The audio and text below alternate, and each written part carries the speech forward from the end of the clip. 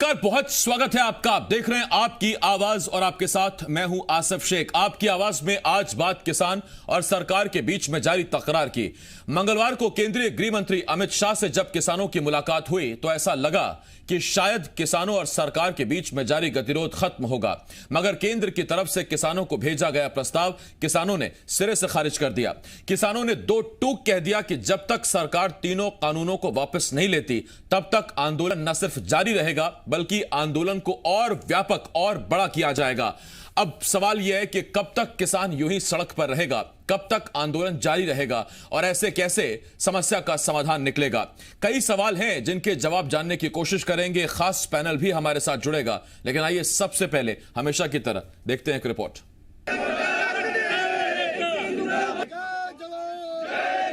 जो सरकार की ओर से प्रपोजल आई है, हम सब ने फैसला किया है, उसको देखा है, उसको हम पूरी तरह से रद्द करते हैं। अगर सरकार दोबारा कोई प्रपोजल भेजती है तो उसके बारे में विचार करेंगे।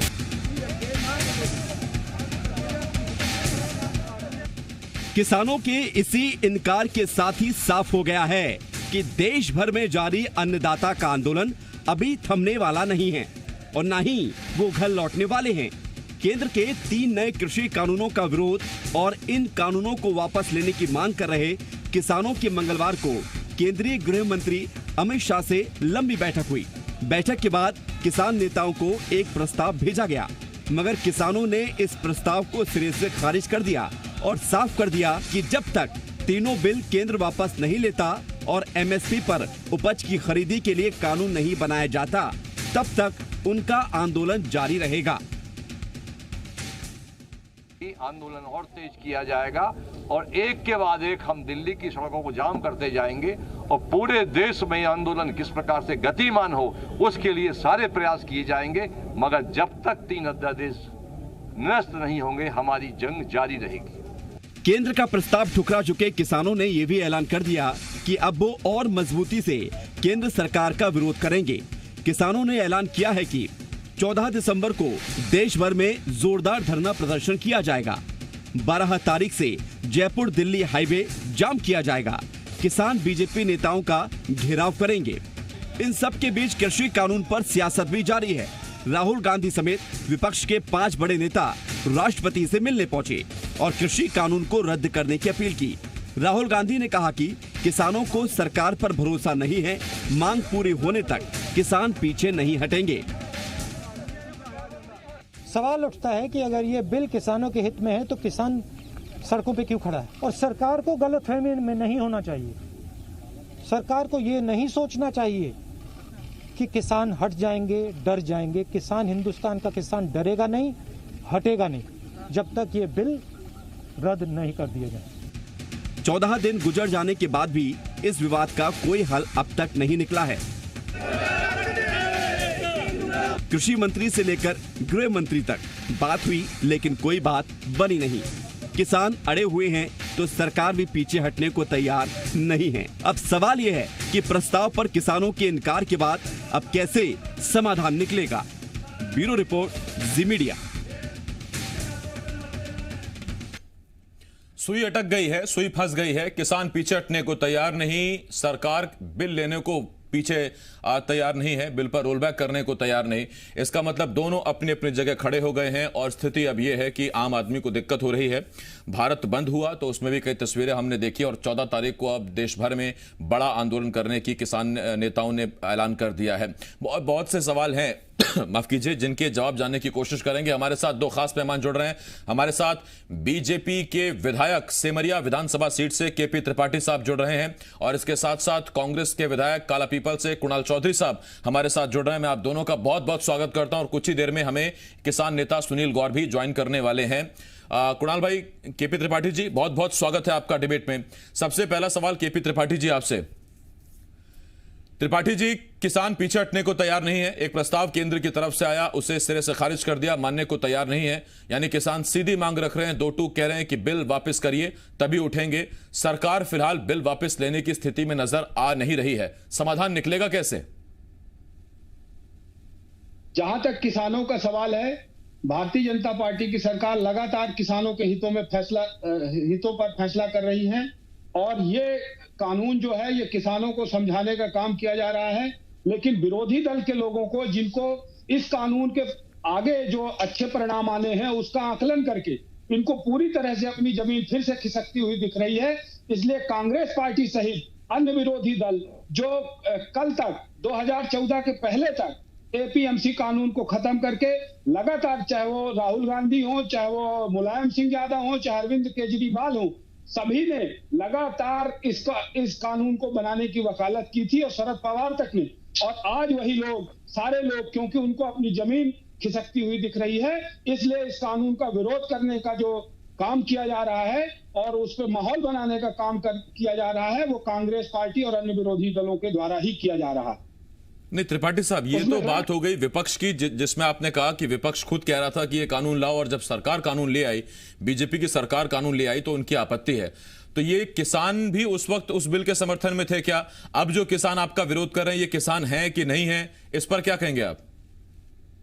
जो किसान हैं, जो हमारे किसान भाई जिनको कुछ समझ में नहीं आ रहा, उनसे लगातार सरकार की बातचीत चल रही है और हम उनको लगातार इसके फायदे समझाने के प्रयास कर रहे हैं। और जो उसमें आग में घी डालकर और ये सारा माहौल खराब करने का काम विरोधी दलों के द्वारा किया जा रहा है, लगातार कांग्रेस पार्टी और अन्य विरोधी दल इस जो ये हालात बनाए जा रहे हैं, इसके लिए ये सीधे तौर पर जिम्मेदार है। त्रिपाठी साहब, आपने कहा कि आग में घी डालने का काम किया जा रहा है, इसका मतलब आप मान तो रहे हैं कि आग है, उसमें विपक्ष घी डाल रहा है। अब जिम्मेदारी विपक्ष की तो नहीं है सर त्रिपाठी साहब, जिम्मेदारी विपक्ष की नहीं है कि वो इस आंदोलन को खत्म कराए। आप अभी सरकार में हैं, आपकी जिम्मेदारी है, और बिल वापस लेना है कि नहीं लेना है, किसानों को कैसे समझाना है, ये भी आप ही की जिम्मेदारी है। तो अब जब किसान नहीं मान रहे हैं, वो अड़े हुए हैं, बीच का रास्ता निकलता दिख नहीं रहा, तो अब क्या किया जाएगा सर? हम उनको लगातार समझाने का प्रयास कर रहे हैं कि 2009 से 2014 तक जब कांग्रेस पार्टी की सरकार थी, अन्य विरोधी दलों की संयुक्त मोर्चे की सरकार थी, उन्होंने एमएसपी पर खरीद जो है धान की खरीदी 2,02,000 करोड़ रुपए में की थी। हमारी सरकार ने 4,95,000 करोड़ की खरीदी की है पिछले 14 से 19 तक। लगभग 150 गुना हमने किसानों को भुगतान किए। इसी तरह हमारी जो दलहन में खरीदी थी मात्र 645 करोड़ रुपए 2009-13 के बीच में कांग्रेस ने किया था, जबकि हमारी सरकार ने 49,000। त्रिपाठी साहब, ये तो सरकार की तरफ से किए गए काम हुए जो आपने मुझे बताए, ये आप आगे भी बता दीजिएगा सर। मैं लौट रहा हूं इस पर आपके पास त्रिपाठी साहब। कुणाल भाई, पहले मैं आपके पास आ रहा हूं, और इस बीच हमारे साथ सुनील गौर जी, किसान नेता, हमारे साथ जुड़ गए हैं। सुनील जी, आपका भी डिबेट में बहुत बहुत स्वागत है। कुणाल भाई, पहले मैं आपके पास आ रहा हूं और मेरा आपसे एक सीधा सवाल, माना सर सर्दी ज्यादा है, अलाव की आवश्यकता है, लेकिन इसका मतलब ये नहीं कि आग में घी डालिए। त्रिपाठी साहब तो ये कह रहे हैं। देखिए, मुझे लगता है त्रिपाठी जी क्या कह रहे हैं इससे फर्क नहीं पड़ता, इस देश का किसान क्या कह रहा है इस बात से फर्क पड़ना चाहिए। मुझे पहला सवाल यह है कि किस किसान ने इस बिल को लाने के लिए काम किया था और क्यों चोरी छुप के विधेयक के माध्यम से इस बिलों को लाया गया? क्या देश के अंदर, सदन के अंदर चर्चा करना इनको बुरा लग रहा था? क्या इस प्रकार से इस देश के किसी किसान संगठन ने कोई मांग करी थी? और जब इस देश का किसान सड़क पे खड़ा है तो क्या हट धर्मिता है कि इस देश के किसान के खिलाफ खड़े होके कभी कटीले तार लगाए जाते हैं, जो किसान अगर प्रोटेस्ट करते हैं तो उन्हें खालिस्तानी बता दिया जाता है। जिस प्रकार से देश के किसान अगर आंदोलन करेंगे, सड़कों पे अपनी बात रखेंगे, इस देश के मौलिक अधिकारों का वो करेंगे, तो उन्हें आतंकवादी, उन्हें खालिस्तानी, उन्हें जिस प्रकार से, और कभी कांग्रेसी, ये इस चीजों का हट धर्मिता छोड़ के स्पष्ट रूप से इस देश के किसान की जो बात है उसे सुनने को सरकार क्यों नहीं तैयार है? किसान कह रहे हैं कि इन बिलों से हमें नुकसान होगा, और स्पष्ट रूप से आप देखेंगे इन बिलों का जो असर है वो चंद चुनिंदा उद्योगपतियों के लिए, विदेशी ताकतों के आगे झुकने के लिए जो सरकार काम करने का काम कर रही है। क्या बात है चाइना और अमेरिका में इस तरह के वो नहीं है, और क्या बात है कि भारत में कॉर्पोरेट फार्मिंग को बात करी जा रही है, कॉन्ट्रैक्ट फार्मिंग की बात करी जा रही है।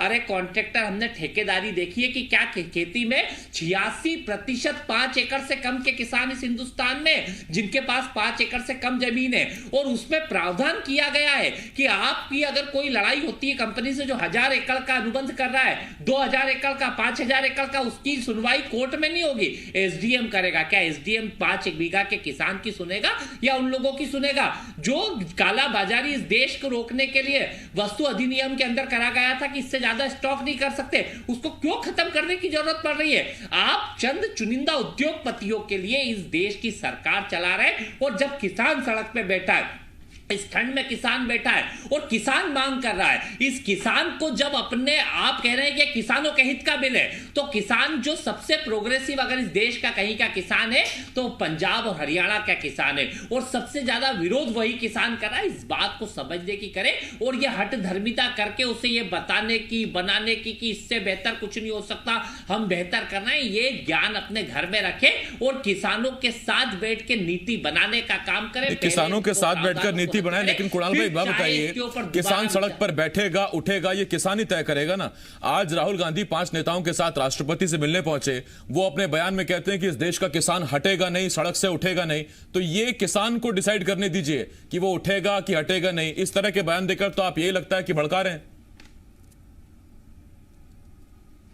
देखिए, इस देश में राहुल गांधी एक नेता है जो किसानों के बारे में सोचते हैं, जिनके 2004 से 14 के बीच में एमएसपी किस ताकत से बढ़ी और किस ताकत के साथ देश के गांव के अंदर प्रगति उन्नति हुई। 2008 में किसान का कर्जा माफ हुआ, मध्य प्रदेश के अंदर किसान का कर्जा माफ हुआ, और जहां जहां कांग्रेस की सरकारें रही, एक नेता जो किसानों के पक्ष में खड़ा होता है उनकी इमेज धूमित करने की कोशिश करी जाती है। किसान सड़क पे बैठा है और स्पष्ट रूप से कांग्रेस पार्टी किसानों के साथ खड़ी है, और उनके हक और अधिकार की बात करने के लिए क्या इस देश के राष्ट्रपति के पास जाना कोई गुनाह है? उन किसानों की बात को लेके जाना, उसको करना कोई गुनाह है? और किसान पेशे से कुणाल भाई इंजीनियर हैं, इंजीनियरिंग की पढ़ाई की है, और वो जानते हैं कि इंजीनियर, किसान परिवार, आप किसान परिवार के भी हैं, आपके पास इंजीनियर की डिग्री भी है। तो मैंने सवाल कुछ और पूछा था कुणाल भाई, आप अलग के राष्ट्रपति के पास जाना गुनाह नहीं है, अपनी बात कहना गुनाह नहीं है, लेकिन जो वर्ग आंदोलन कर रहा है उसको, उसकी दिशा तय करना थोड़ा सा आपत्तिजनक हो सकता है। कुणाल भाई, मैं इस पर लौट रहा हूं आपके पास। सुनील गौर जी, आपके पास आ रहा हूं। और गौर जी, मेरा आपसे एक सीधा सवाल है, किसानों को तीनों कानूनों में जो आपत्ति थी, किसान कह रहे थे एमएसपी पर आप कानून लाइए, आप लिखित में दीजिए, सरकार ने प्रस्ताव दिया कि ठीक है हम इस पर लिखित में आपको देने को तैयार हैं। किसानों को आपत्ति थी कि एपीएमसीज खत्म हो जाएंगी, मंडियां खत्म हो जाएंगी, तो सरकार यह भी कहने को तैयार है कि आप मंडियों में टैक्स बना रहेगा, उसमें कोई दिक्कत नहीं, मंडियां चलती रहेंगी। जो मांगे आप कर रहे थे, करीब करीब सरकार उसके लिए तैयार हो रही है, तो फिर ये एकदम आप रिजिड हो गए सर। आपने एकदम साफ कह दिया है कि तीनों कानून वापस होने चाहिए। कुछ सरकार झुकी है, कुछ किसान झुक सकते हैं, या किसान की दो टूक है कि जब तक बिल वापस नहीं तब तक उठेंगे नहीं? देखिए, किसान की पहले भी मांग थी कि उसको लागत का लाभकारी मूल्य मिले। आज भी किसान चाहता है कि उसकी जो लागत है उसका लाभकारी किसान मूल्य मिलना चाहिए। रही बात एमएसपी की, तो अभी एमएसपी पे सरकार ने क्या कहा आप ही स्पष्ट कर दें। सरकार ने ये तो नहीं कहा कि हम एमएसपी पे खरीदी करेंगे या गारंटी का कानून लाएंगे। किसान का स्पष्ट कहना है, किसान कोई अलग चीज नहीं मांग रहे, जो पहले से मांग रहे हैं आज ही किसान वही चीज मांग रहे हैं कि हमें एमएसपी का गारंटी का कानून चाहिए। यदि हम कोई फसल पैदा करते हैं तो वो कम से कम एमएसपी से नीचे ना बिके, इसकी व्यवस्था सरकार कर दे। आज मैं एक एग्जाम्पल के तौर पर आपको बताना चाहता हूं कि मक्का हम पिछले 1 साल से देख रहे हैं कि एमएसपी 1850 रुपए है, मगर मक्का का रेट 800 से 1200 के बीच में ही चल रहा है। तो जो उसको 600 से 700 रुपए पर क्विंटल का नुकसान हो रहा है, उसके लिए जिम्मेदार कौन? तो हमें कानूनों से कोई मतलब नहीं है। पहले भी किसानों ने कहा है कि सारे आपके जो कानून है हमें मान्य है, परंतु आप इसमें एक लाइन जोड़ दीजिए कि कोई भी फसल समर्थन मूल्य से नीचे नहीं बिकेगी। यदि सरकार इतना करने के लिए तैयार है तो मैं समझता हूं कि ये आंदोलन कल खत्म हो जाएगा। तो कोई भी सरकार है वो इस बात को नहीं मानने के लिए तैयार है कि किसान को एमएसपी मिलना चाहिए, और ये उसका अधिकार है। जिस दिन किसान को यह विश्वास हो जाएगा कि उसकी फसल एमएसपी से नीचे नहीं बिकेगी, उसकी सारी समस्या अपने आप हल होगी। सुनील जी, थोड़ा सा इसे क्लियर कर लेते हैं। एक तरफ आप कह रहे हैं तीनों कृषि कानून वापस लीजिए, अगर तीनों कृषि कानून वापस हो जाते हैं और कानून वापस होने के बाद यथास्थिति बरकरार रहती है तो उसमें पहले की व्यवस्था हो जाएगी। पहले भी एमएसपी को लेकर कोई कानून तो है नहीं, आप कानून की अलग से मांग कर रहे हैं ना सर? नहीं, कानून की मांग अलग से नहीं कर रहे हैं, ये तो हमारी पहले से ही मांग है। कि हमारी पहले से ही मांग है और ये इसके लिए काफी समय से आंदोलन चल रहे हैं कि ये आज एक दिन में ये आंदोलन खड़ा नहीं हुआ। पिछले 5-6 साल से ये आंदोलन हमारी मांग रही है कि हमें एमएसपी की गारंटी का कानून लागू किया जाए। लागत का लाभकारी मूल्य जो 2014 में हमारे साथ आश्वासन दिया था माननीय प्रधानमंत्री जी ने कि हमारी सरकार बनती है तो हम लागत का 1.5 गुना लाभकारी मूल्य देंगे, तो वो आज तक हमको नहीं मिला। तो किसानों की सिंपल मांग है कि लागत का लाभकारी मूल्य मिले और एमएसपी की गारंटी का कानून बने। अभी हमारे साथी बोल रहे थे कि हम लोग राहुल गांधी जी किसानों के नेता हैं और किसानों की बात करते हैं। अभी जो स्वामीनाथन आयोग की रिपोर्ट 2006 में लागू हो गई थी। 2006 से 14 तक तो कांग्रेस की सरकार थी, मगर 2006 से 14 तक भी स्वामीनाथन आयोग की सिफारिश लागू नहीं हुई। उसके बाद 14 के बाद बीजेपी की सरकार बनी, बीजेपी की सरकार में भी वही यथास्थिति बनी रही। किसी ने भी स्वामीनाथन आयोग की रिपोर्ट को लागू करने की जरूरत नहीं उठाई। स्वामीनाथन आयोग की सिफारिशों का हिमायती तो हर सियासी दल है, सरकार इसे लागू नहीं करती। किसानों का दर्द बड़ा पुराना है। सुनील जी, मैं लौट रहा हूं आपके पास। त्रिपाठी साहब, आपके पास आ रहा हूं। त्रिपाठी साहब, आप जितनी मर्जी एमएसपी तय कर लीजिए, एमएसपी में इजाफा कर लीजिए। गौर साहब कह रहे हैं 1850 की एमएसपी का मक्का अगर 800 में बिक रहा है, 1000 रुपए में बिक रहा है, तो नुकसान तो किसान का हो रहा है। आपके अधिकारियों ने, मार्केट कमेटी ने यह तय कर लिया 1850 में मक्का बिकेगा, लेकिन जमीन पर अगर मक्का 1000 रुपए में बिक रहा है प्रति क्विंटल, तो सीधा मतलब है कि किसान को नुकसान हो रहा है। फिर आप जितनी मर्जी एमएसपी तय कीजिए, उसका फायदा क्या?